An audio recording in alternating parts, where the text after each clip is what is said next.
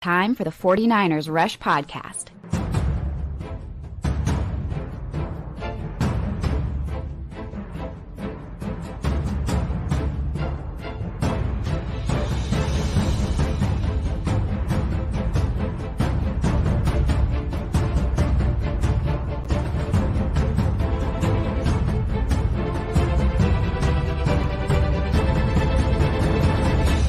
And here's your host, John Chapman.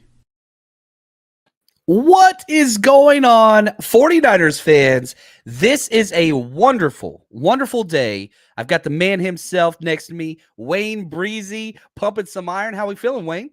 I want to pump you up. Let's go. It's wild card weekend, man. Everybody need to get up. Let's go. Oh, dude, it's weird because, here in California, the weather's terrible. It's been raining nonstop, whatever else.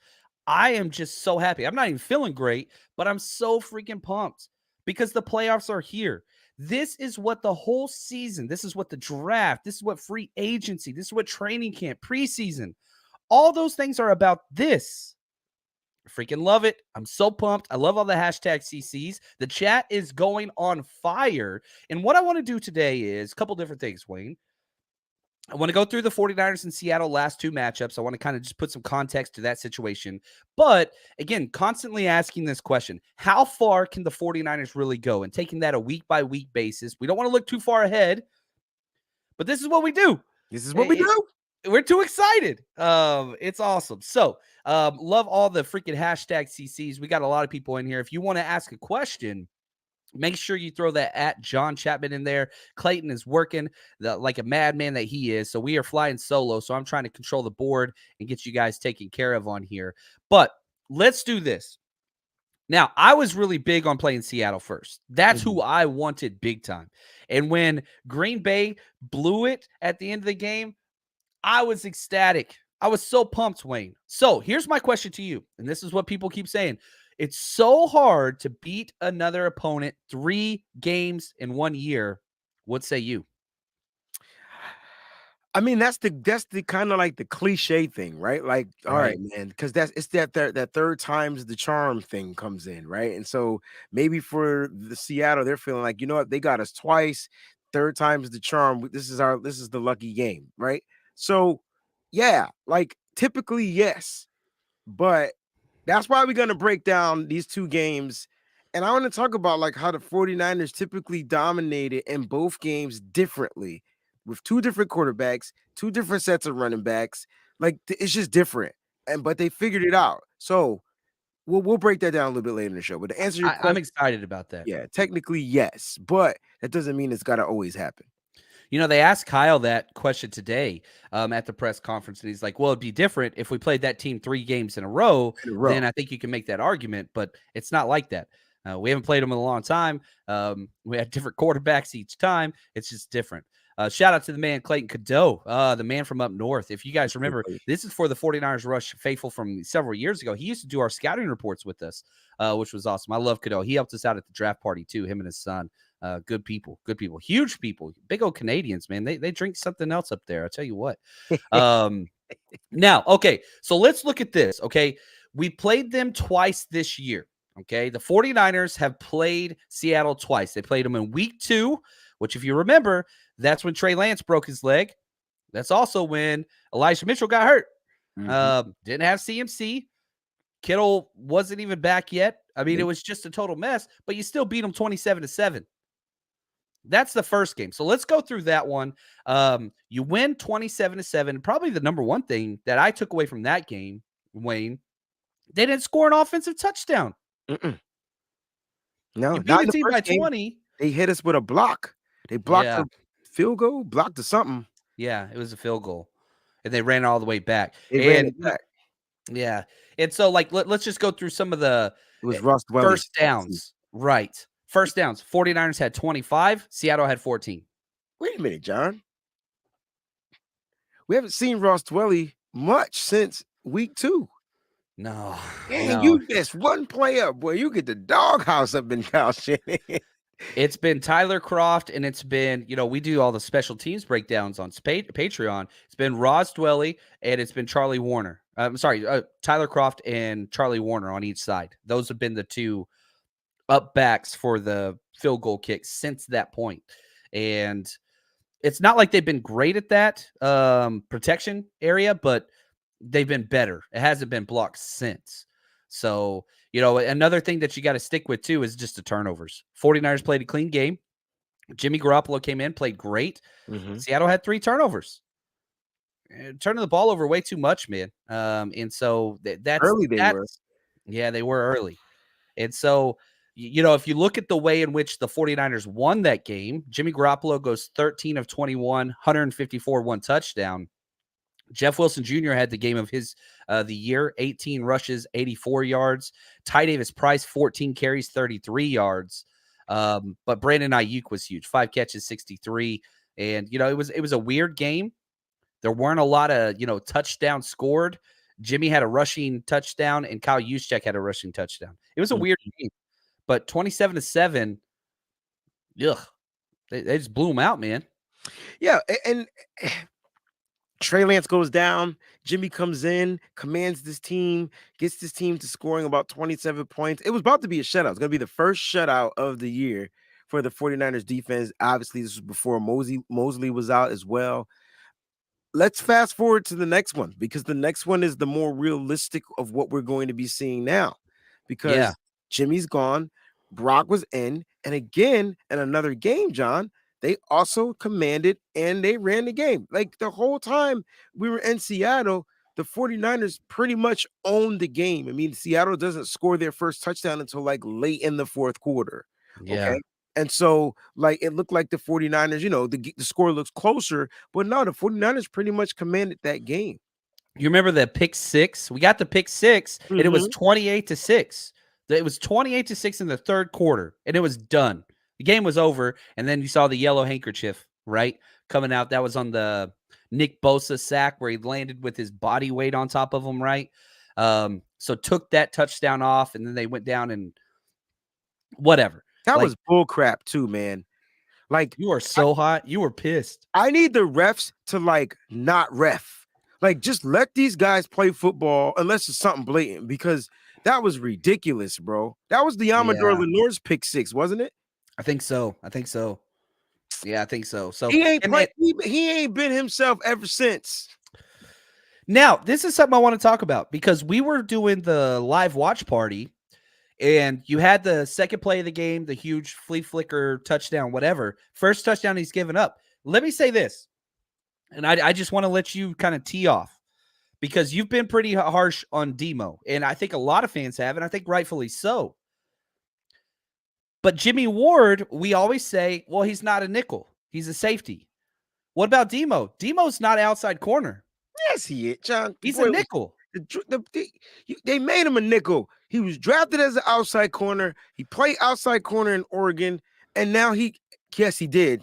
Yes, he did. He did. You're correct. You are correct. He played outside corner in Oregon. He came to the 49ers as an outside corner, and then they decided to convert him into the nickel. He didn't. Okay, hear me out. So you go back and watch the play 150 times. I mean, he gets beat, but he's able to recover it because it's an underthrown ball, right? Let's just call it what we see it. That's what it was. I don't think it was much more on him other than him just being out of position at the wrong time. That's what it was, because he didn't necessarily bite on the run. He just let AJ Green run right past him, and it was like that much space to where he had to recoup.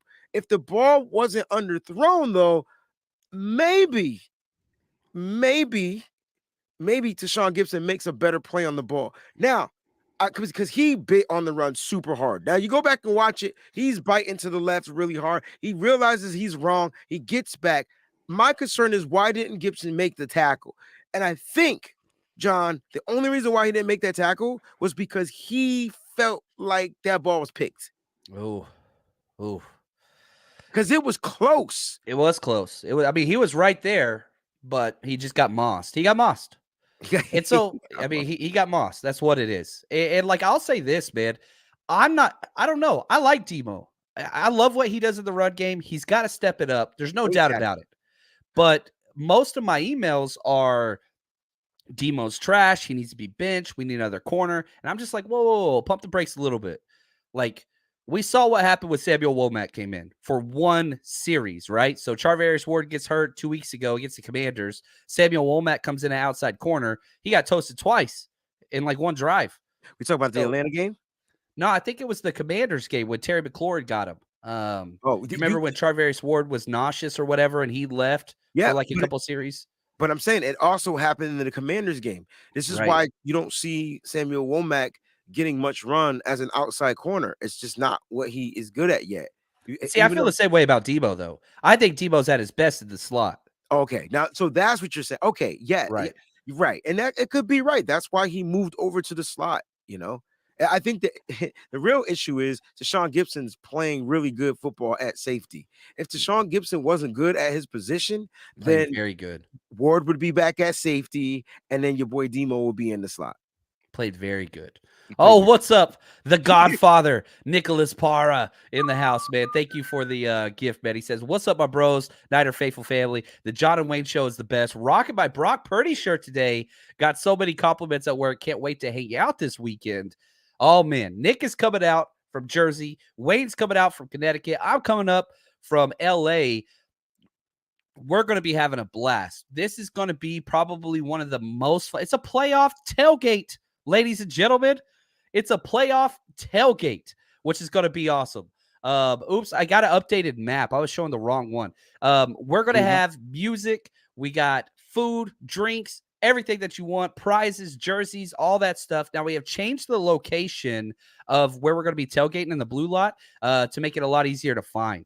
Compliments to my man Sam and Will. They are awesome. So there is an old dead tree in the southeast corner of Blue Lot 1. Here's a picture of it. It's literally an old dead pine tree. Looks like a Grinch Christmas tree.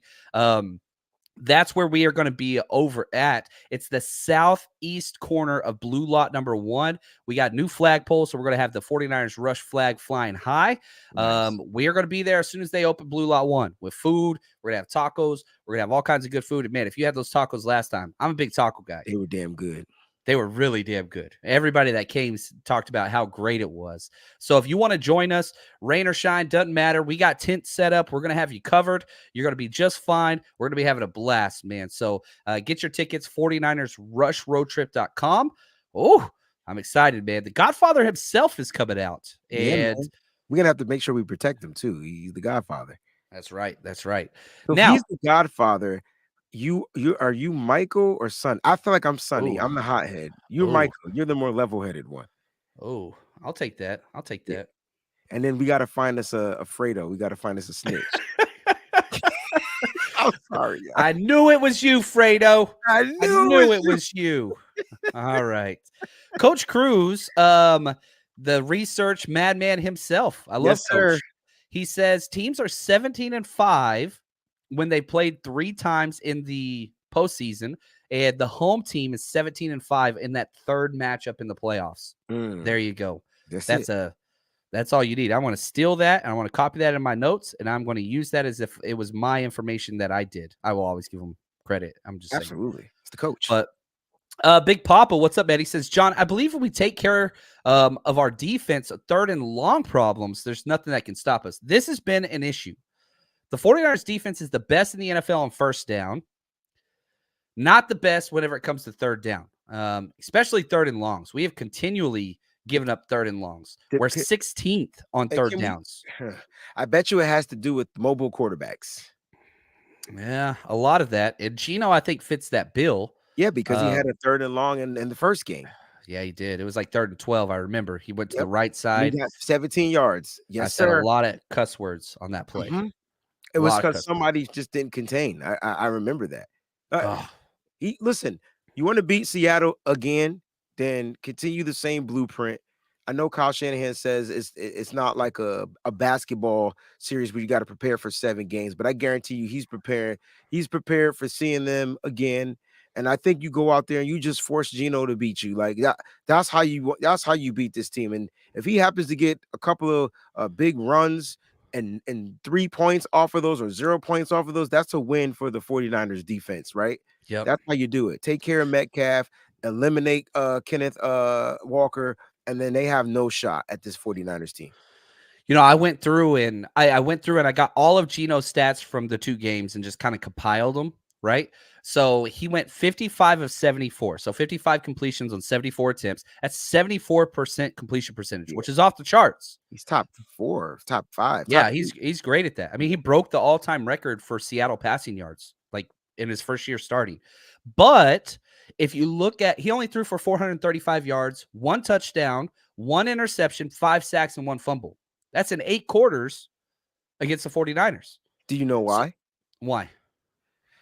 Because their team on their short passing game, they just don't have the YAC guys. The thing that separates the 49ers from everybody else, you got to give kudos to the front office and the scouting team, and Peters and Lynch and Shanahan on drafting players that fit the bill of what they needed. That's why Jimmy Garoppolo was a crucial piece at one point, because it was all about him getting the ball out of his hand quick and then allowing his playmakers to do everything. And that's why Brock Purdy is succeeding so well. It's not that he's getting the ball down the field and hitting these big time throws. It's the simple fact that he's able to keep these chains moving because he's throwing accurately on the slants, on the routes, and those guys are getting the ball in space. And then they're able to get from 5 yards to 15 yards and from 10 yards to 22 yards. And that's what it is. Yeah. Seattle isn't built that way. Seattle with Russell Wilson was more, match up, man, cool, boom, bam, down the field. And Russell will throw the ball down the field, right. Not Geno Smith.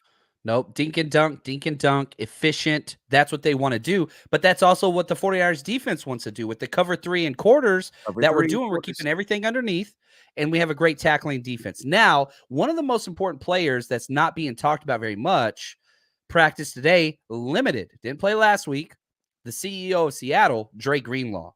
He is paramount. His best games of his entire career have come against Seattle. That's a cool word too, John. Paramount. Oh, there we go. There we go. I was watching movies the other day. I saw it. Peak of the mountain, baby.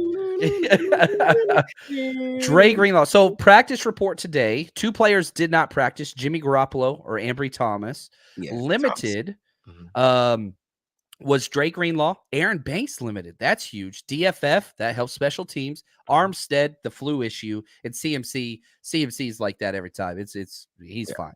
He's fine. Let's talk about Banks, though. So Banks being limited. So here's the thing. Brunskill's playing really great football. He is. He played really good. But you can't take – I mean, he was graded the lowest from PFF, which I thought was weird. I think a lot of that was when he went to center. Those last 11 snaps, those last 7, he didn't look good at center. He didn't look good at center. But they did that because they were resting players and stuff. Okay. Right. So Brunskill, so do you keep him as this emergency guy, or do you let him stay in? No, Banks is better. But Brunskill's good. They're different. The thing that I like most about Banks is he's so wide, people can't get around him in pass pro, right? Yeah. Brunskill's best is blocking downfield. He's much more athletic. He's smaller, those things. But you go with Banks, man. If Banks can play, Banks starts. Yeah, and I think you rotate Burford and Brunskill, because Burford playing the entire game and not getting a break, fourth quarter started to show. Like he's a young kid. He's a rookie. He's a young kid, man. And I tip my hat to the young kid for cracking the starting lineup all season long, bro. Right. Like, I tip my hat to him. Like, that's tough. In a Kyle Shanahan's offense, a rookie starting offensive lineman, 4th round pick, making the starting lineup from day one. I don't give it's because of an injury. Yeah, he made it and he kept it. And I like what you said about Brunskill, though. Brunskill is super serviceable, and you can put him in there when you need him. And you could go ahead and split those snaps, keep these guys fresh. It's been working all season. I don't expect the 49ers to do anything differently. The offensive line has been 10 times more cohesive since Brock Purdy's been quarterback. Yep, I'm with you 1,000%. And look, Big Papa, Brian Greasy equals fewer interceptions. Even Jimmy Garoppolo had his lowest interception rate of his entire career before he got hurt this year. 3 or 4. So it's everybody. And sticking with those interceptions, look at Josh. He says Geno has 6 interceptions in 4 games. Yeah. That ain't it, bro. So what's happening with the Seahawks? So Geno starts off hot, red hot. He had a red hot into the season. That's how he got the starting quarterback role, right? And then all of a sudden, like it's starting to catch up. It's starting to catch up. The injuries to their team and things are starting to catch up. And I could tell you right now, the only thing really keeping Seattle afloat is Kenneth Walker. That's what's keeping them afloat. But when now you got to play against the number 1 rushing defense. Yep. And if we had to play any team, John, there's only one team that scared me with their rushing attack. Can you guess that team? The one team that scares you? They're not in the playoffs, but if they had made would it be Tennessee Titans? No, I think we would handle the Tennessee Titans because all you gotta do is just beat the snot out of their one guy. It would be the Detroit Lions, bro. Oh yeah, they've been crushing it, man, and they didn't make it, but they helped us out. They helped us out. Shout out to the Lions, man. And Josh right here. I mean, he's staying on it, dude. Josh crushes it. Seattle's still missing the tanks at DT. Yeah, I mean, they're not made for this game. We're going to do our whole like breakdown scouting report episode later in the week. I fly out Friday. Me too. When are you flying out? Yeah, I should be there Friday, like around 2:15 or 4:15 p.m. And then I think I have a show with I'll be with Travis King that night. He has a show. Oh heck yeah! Go check him out. We can go run out there. That's what's up, dude. Yeah, where's it at? Can we promote it right now? Yeah, we can actually. Yeah, if you find it, I'll give you some time. You just find it whenever you can. But yeah, I'm pretty excited. Yeah, anything we can do to help other people. If you don't know Travis King, great musician, rapper, does Niners content, does really good job. So if we can support him in any way, he's not paying us to do this. Just a good dude. Mosquito Killer. He says, what is your level of concern coming into this game? My level of concern is on a scale of 1 to 10, a 2, because it's the playoffs. But I've been saying this all along. Like the ghost of Seattle that we remember, the problem wasn't Seattle. The problem was Russell Wilson. Russell Wilson had our number. Even this year, as great as the 49ers were, he still got us, right? And now it's the worst quarterback game probably of all year by any quarterback in the NFL, that Jimmy Garoppolo game in Denver. Again, the amount of 4-letter words that Dwayne and I were screaming at each other that game. I wish they could be with us at the game so they can get the live action version of the John and Wayne show. Whew. Gosh, man. Yeah, it was a lot. Go on like a different network for that. Yeah. So, but yeah, I'm very low. I'd say a 2 out of 10. What's your level of concern? Yeah, like it's not a level of concern. Listen, the only way the 49ers lose this game is if they beat themselves. Yahtzee. That's why he makes the big bucks. That's what it is, man. I could not say it better myself. That is exactly true. Seattle can't beat you. They can't. They don't have the coaching. They don't have the roster. They don't have the depth. They don't have the scheme. And all of those facets, the 49ers have the advantage considerably, offense and defense. The only way that could go wrong, is turnovers, injuries, things like that. Sean, shout out to Sean Ferris. He's a great dude. My main concerns are divisional games can be weird. Weather games can be weird. Seattle Seahawks need some weird to win this game. I think you're exactly right. I think you're right. It's a good point. So any concerns about week 1? If it's that type of weather? Oh, I see what you're saying. Do you have WhatsApp? Because that's where I sent it. Yeah. I got it, but I can't pull it up on here. But yeah, I got it. Got you. I didn't know that. I didn't know if you could just. I should have just. So he is playing dress code 49ers attire. This is at the Liquid Lounge on 32nd, it's on 3rd Street, San Jose, California. And so it's January 13th. Free before 7:30. I think after 7:30 you got to pay. It's a 21+ event. So if you got fam, if you got little kiddos, they can't make it out. But yeah, so that's going to be at the Liquid Lounge in San Jose Friday. Free before 7:30. There we go. Eric Davis will be there signing autographs for $25. There you go. All right. We've had ED out to a couple events this year. He's an interesting cat, man. All right. Now, the wind's going to be fun, but hey, man, lots of rain. That's okay. It's playoff football, man. Yeah. I had a coach that would always say whenever it was raining, it's like, oh, this is football weather, man. It is. I embrace it. Embrace it. Bring your ponchos. be ready to go. Oh, I'm it's about to going to go be get a awesome. full-fledged like rain suit, bro. Listen to me, bro. The Chicago game effed me up, all right? Everything on my body was soaking wet. Underwear, socks, shoes. I just want to be dry and enjoying the game. Let me ask you this question. Who has the advantage? I know it's home field. Seattle plays in the rain all the time, though. They do. But they don't play in this type of rain, right?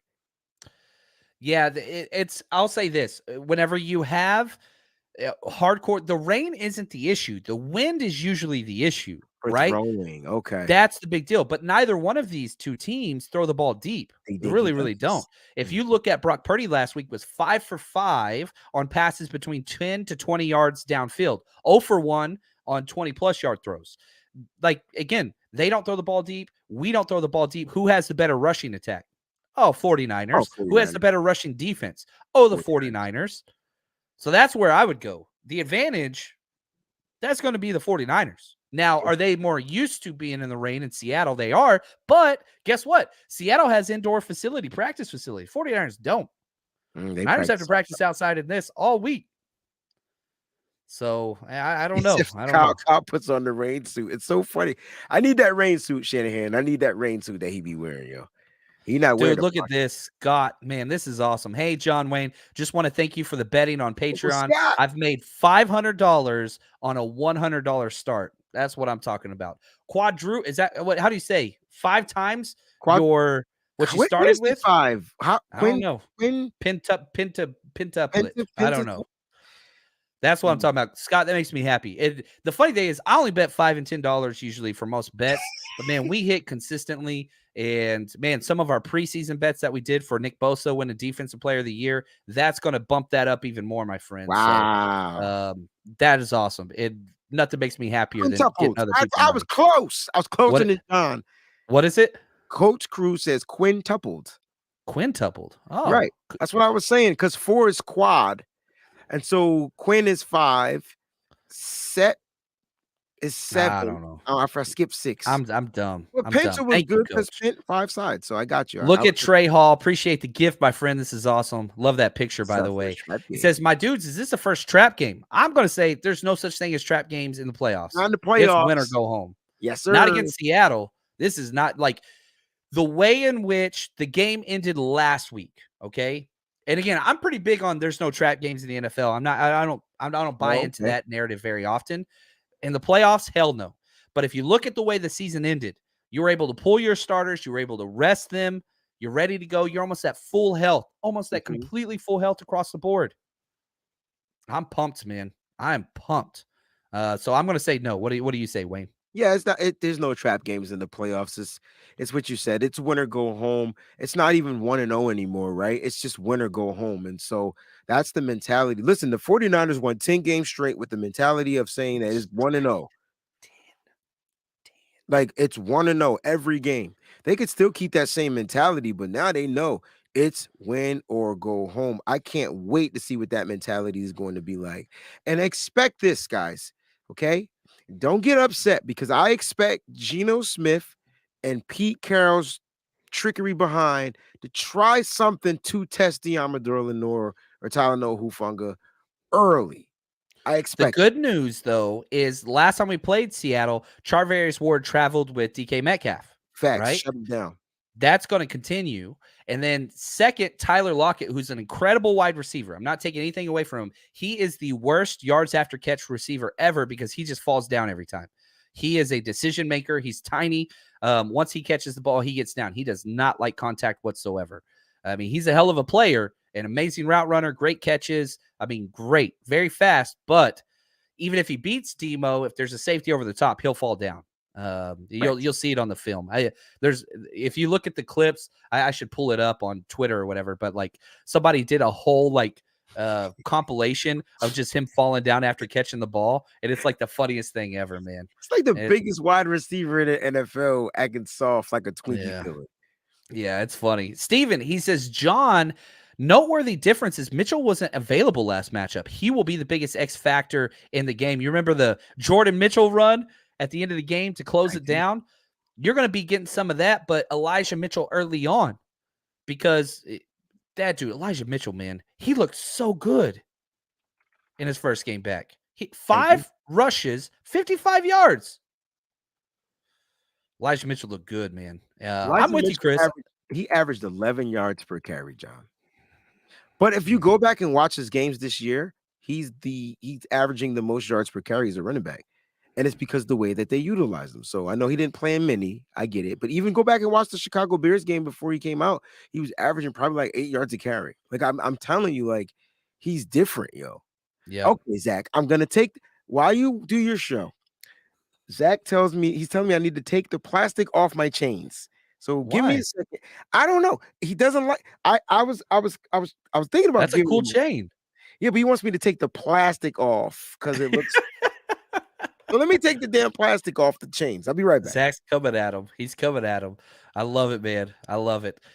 Big Papa, Levi's is built to drain the rain, so it shouldn't be a slop fest. Did you see that they had giant fans out on the field today, airing out the field at Levi's?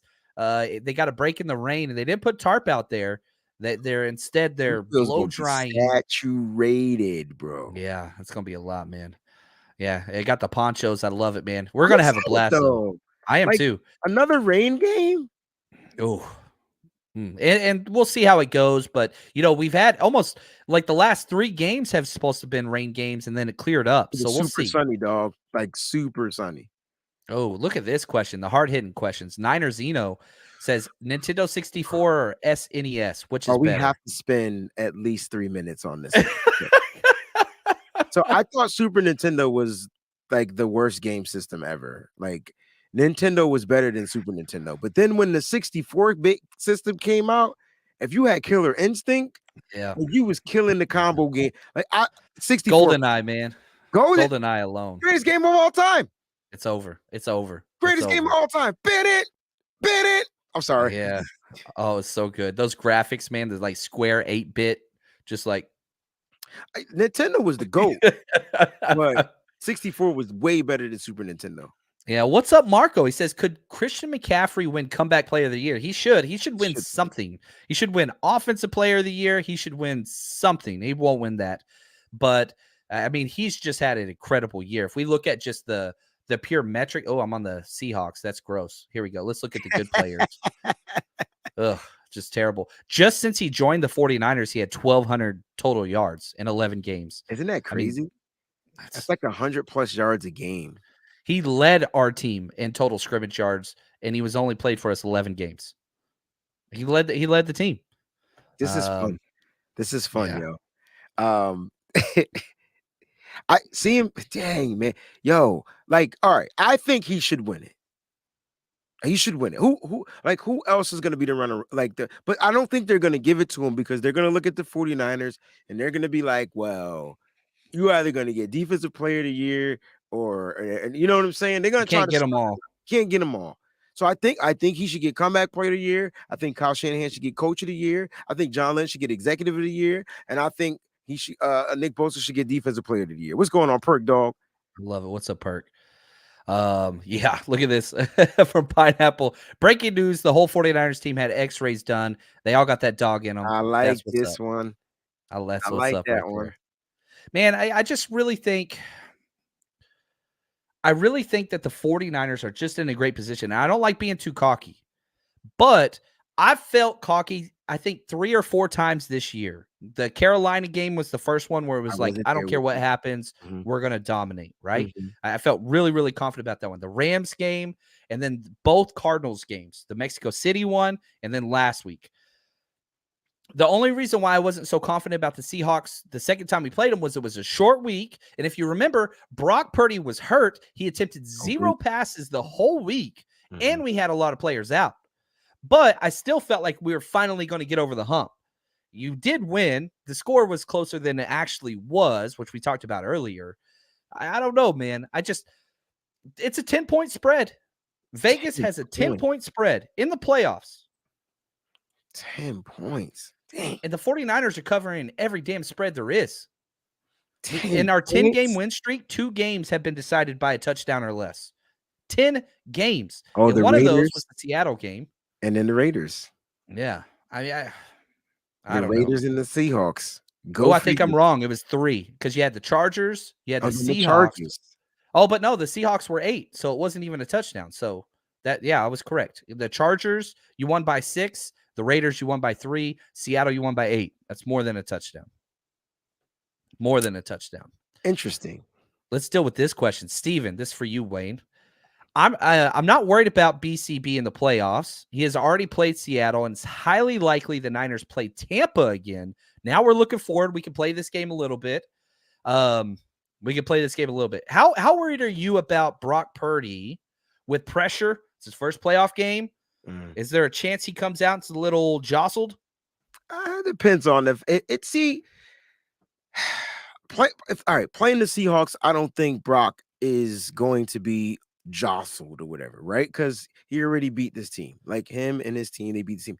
But when you add in the playoffs, and if Seattle starts coming up with some exotic things that he's just never seen, now Seattle still has to execute defensively, but they're gonna probably throw some stuff. And I guarantee you, there's more film on him now.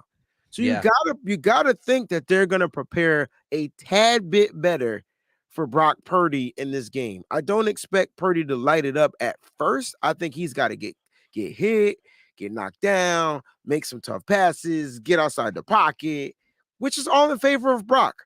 But when that second half comes, that's when they flip the switch. Yeah. Look at this amateur draft scout. I predict 49ers punt the ball 3 times. That's kind of what they've been averaging. And so if you get the possession, usually about 9 to 10 possessions a game, that means you're scoring on 6 or 7. If that's the case, if the Niners punt 3 times, that's game over. Yeah, Niners just don't want to turn the ball over. And here's what I'm confident about. The defense will get a turnover. How about that? I'm that confident. They only have one like per game on this win streak. They led the NFL in turnover ratio. Jeez. They led the NFL. Started the season off slow and then led the NFL in turnover ratio. Now they have the second most turnovers, but in turnover ratio, because we're second in forced turnovers and we're third in giving turnovers. So that's just winning football. It's extra possessions. You know what I mean? And so I think that's just such a big difference. Now, let's talk about this because I think this is important. He brought up that, we're probably going to play Tampa again. If you look at the schedule, and I know a lot of people were upset by the schedule, I wasn't upset that the 49ers play Saturday. Here's why. You get the exact same amount of time to prepare for this game as Seattle does. There's no clear advantage there. However, whomever you play the following week, you now got an extra day, and it's going to be a home game. So that's why I like it. I don't like it so much for this week. I would have preferred it to be Sunday, but that's okay. It helps us following week. Now, as far as who you're going to play, if you win, this is a huge if. You got to win the game. But if we're just looking at NFC, the very first NFC game after us is the Minnesota Vikings and the Giants. They play Sunday at 1:30 Pacific time. So here's what you need to know. If Minnesota wins, we play them no matter what. Okay. If Minnesota wins, they're coming to Santa Clara for the divisional round.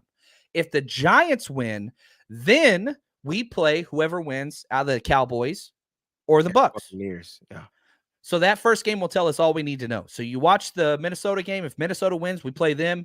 That's all there is to it. If the Giants win, we play Dallas or Tampa Bay no matter what. Who would you rather play, the Vikings or the Bucks? Bucks. I mean, we already beat them 35-7. Yeah, they different. They a little different now, though. Yeah, how? I don't know. They just seem like they clicking. Like they definitely couldn't click against us. So I get it.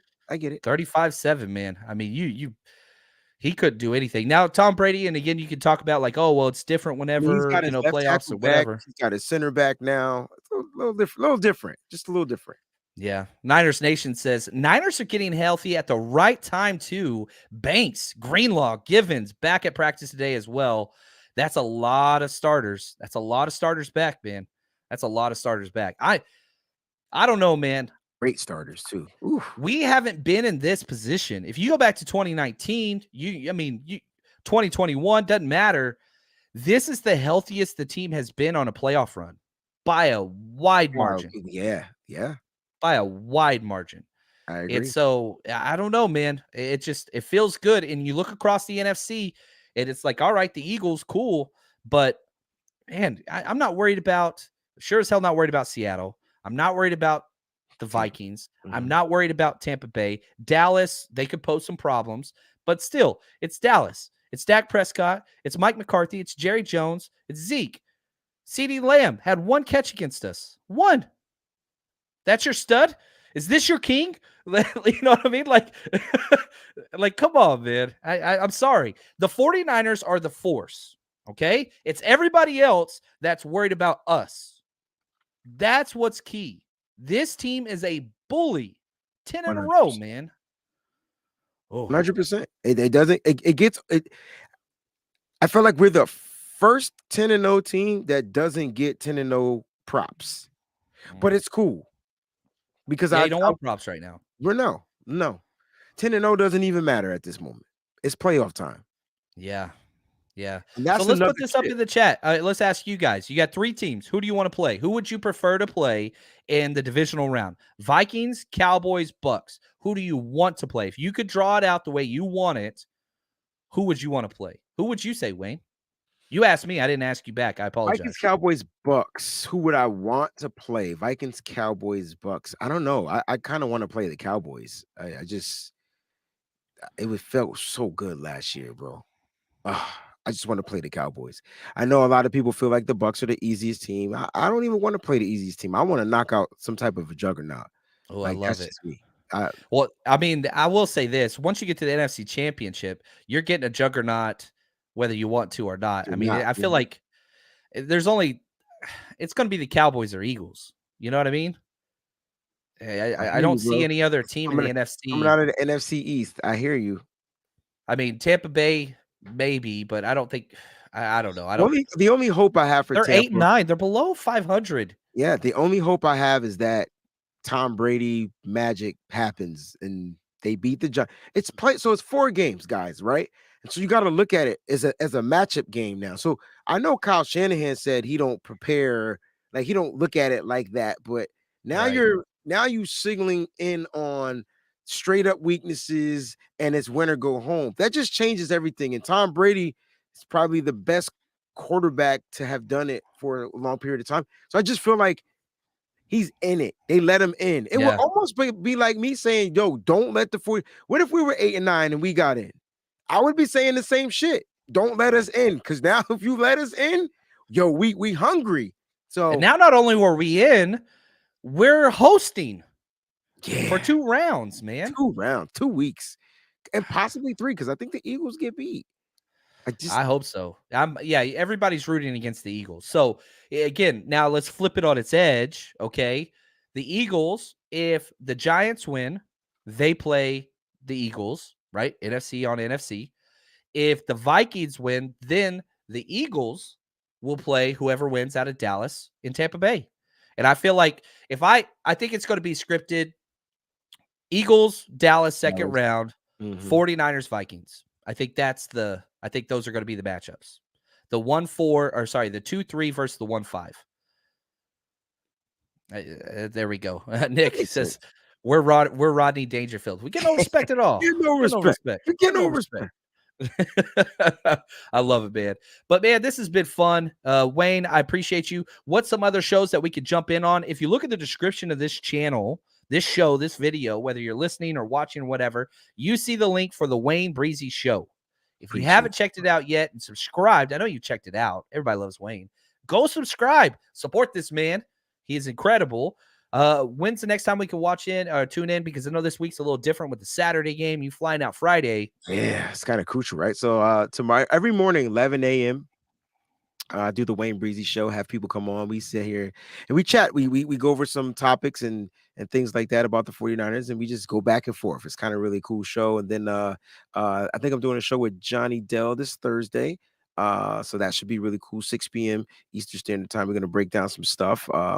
And that's what it is. Like, and then I'm flying out. I just want to get the freaking Santa Clara so I can put my feet on that ground so we can get this dub. That's it. It's the only thing I care about. I tell you right now, once we win on Saturday, it's all about my birthday on Sunday. I ain't watching. I ain't watching nothing. I don't give a fuck about nothing. I love it, man. I freaking love it. Now, here's the updated flyer. I showed the wrong one earlier for the 49ers versus Seahawks tailgate. It's the same map and information, just the location on the map is different. Again, that southeast corner, you can see the light. And again, if you go to 49ersrushroadtrip.com, it's got all the information. And if you bought tickets, I emailed out. I will be emailing out a detailed itinerary on how to find us and all those things. Also on Twitter, Instagram, Facebook, everywhere. You can find this map, all those things. 49ersrushroadtrip.com. If you're close, come hang out with us. We got food. We got entertainment. We got speakers. We got music. We got giveaways. We got competitions. We got everything, baby. We got you covered. And we're going to keep you literally covered so you're not in the rain. We got tents. I just bought some more tents today. So we're good there. So yeah, Wayne, anything before we jump out of here, man, that you want to leave us with? Leave us with a bit of knowledge or a nugget of wisdom that can help us be excited about the 49ers going throughout the rest of our day. The San Francisco 49ers swept the NFC West. I'll leave you with that. That means ain't nothing else. Only thing coming out of the West are the Niners. Straight up coming from the West side. Let's go. Let's go. I love it, man. I'm pumped up, man. That is awesome. Wait, thank you guys, everybody. Man, we got a lot more content coming up this week, but until next time, stay strong, faithful.